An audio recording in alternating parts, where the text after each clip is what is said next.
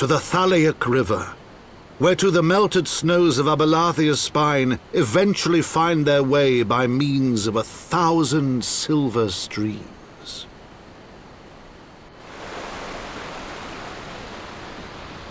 Whose waters have long nourished the Dravanian hinterlands, and so provided for a settlement of learned souls from across the northern seas. To the city of Sharlayan, that great seat of knowledge now abandoned by her keepers, they came.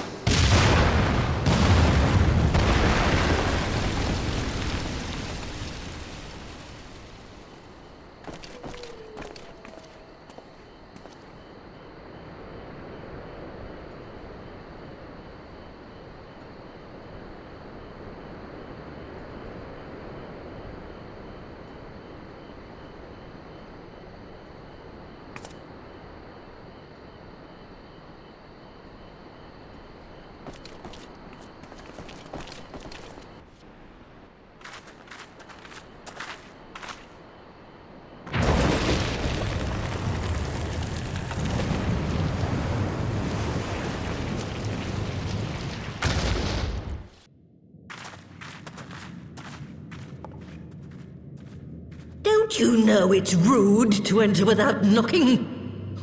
The youth of today. No manners at all.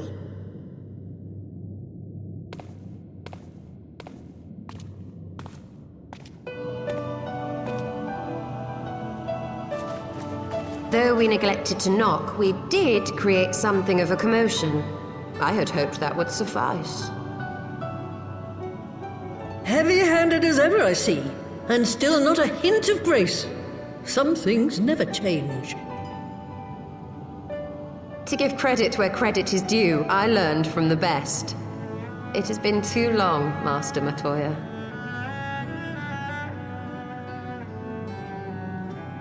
Indeed it has. Oh, it's good to see you again, my girl. And with your fiery spirit unquenched. But look at you, all grown up and womanly. The one there in the fancy duds, that's Louis Soir's granddaughter, I take it? Grandson, begging your pardons. You knew my grandfather, my lady. Knew him? Ha! We were constantly at each other's throats, like rabid dogs we were. Oh, he was a stubborn bugger, was your grandfather. Never a dull moment when he was around, though, I'll give him that. As for you, boy, I've known you since you were a rosy-cheeked babe at the teat. And my sister too, I gather. May I say what an honor it is to meet you again, my lady? Spare me the hollow pleasantries, boy. I'll wager my remaining good teeth you didn't come to a forgotten corner of Eorzea to flirt with a wrinkly old woman. Now out with it. What is it you need of me?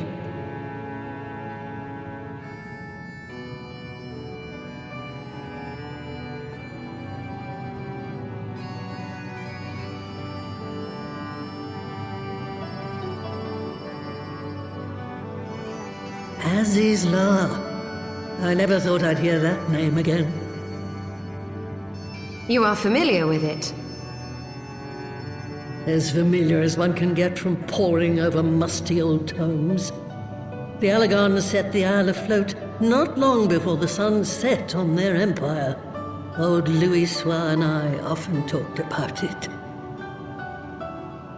The place is home to a research facility dedicated to finding ways of mastering mighty beings, such as primals and dragons. And find ways it did too, frightening ones. Such secrets as lie buried on Azys aren't fit to see the light of day. And now you tell me a band of dragon-baiting primal botherers are trying to dig them up? Indeed. And to make matters worse, the Ascians have a hand in their plot. They must be stopped, no matter the cost.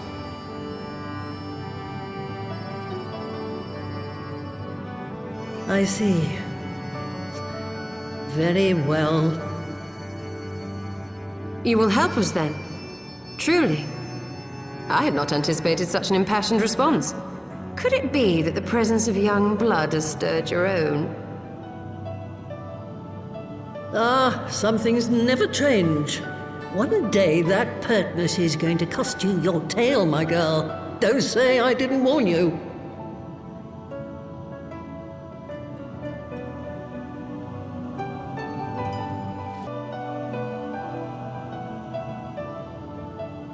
"'Twas some 50 years ago, shortly after Garlemald had brought all of Ilthabad under its rule. Faced with the threat of invasion, the people of Sharlayan scrambled about for a means to resist the Empire. For my part, I was tasked with developing an etheric converger. Ah, yes, a device which draws in ether and concentrates it to produce a destructive force. But as my research neared its end, it was denounced by the Forum, who claimed that my device was more likely to destroy us than our enemies. After that, they and I had a little falling out. and I decided to seal away all the fruits of my research, lest the dunder-headed ingrates reap any benefit. Ha! Petty, I know, but gods, it was satisfying. Do mine ears deceive? 'Twas you, was it not, who was so fond of saying that all knowledge exists to advance mankind, that how it is used depends on us? I don't remember. Perhaps. All right, yes. It was a pet phrase of mine. And that should give you a notion of how sick and tired I was of those spineless wretches of the Forum. All talk and no trousers, that lot. That's why I decided to remain behind, rather than join the Exodus. You may have had your disagreements with my grandfather, but upon that point, your minds were as one. With respect, Master, the fruits of your research should not be left to spoil. Will you share with us the secrets of the etheric converger? Aye, I will.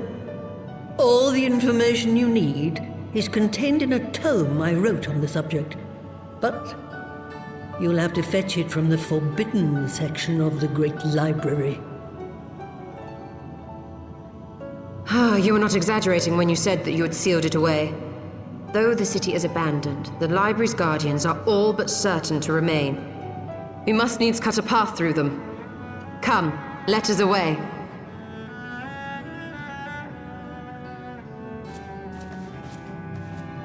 Not so fast. You don't expect that you can just waltz on in now, do you?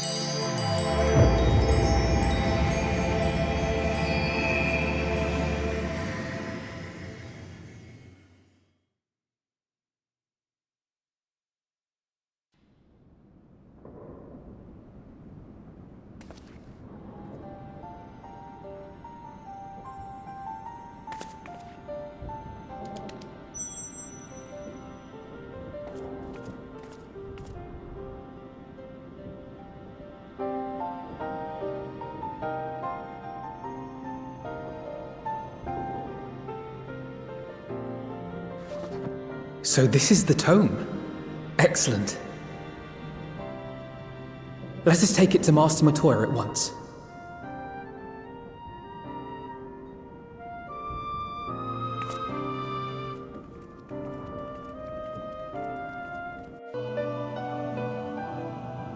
I had not thought to behold this tome again.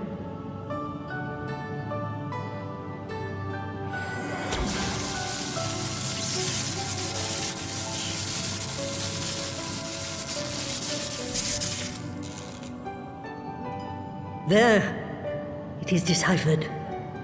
Now your friend should be able to make sense of the contents. That said, it's one thing to understand the workings of the etheric converger, and another to actually make it work. You do realize how much ether is required. Sid is keenly aware of the energy dilemma. His airship is by no means large, and it can only bear a limited quantity of crystals. If only we had white auracite in the etheric siphon.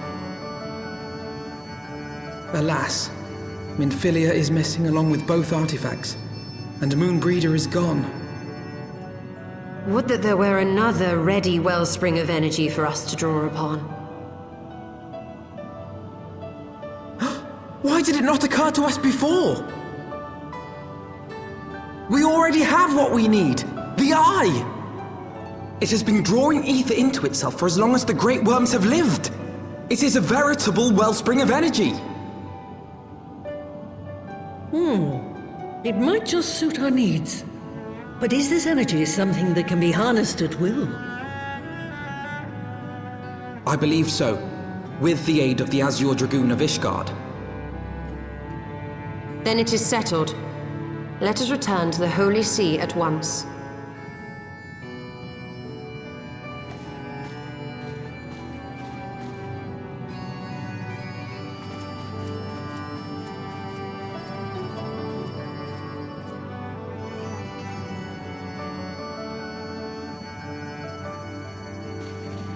Stola, wait.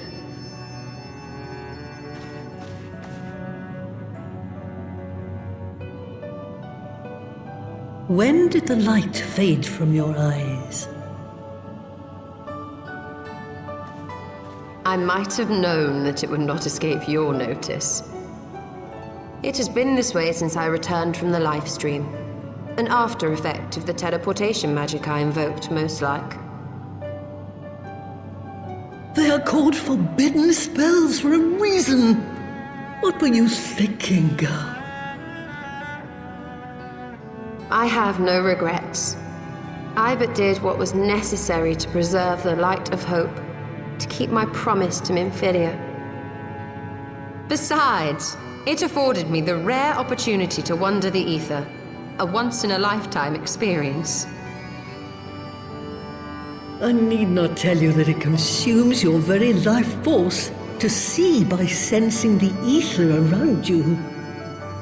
Take care of yourself. Do you hear me? I will, Master Matoya.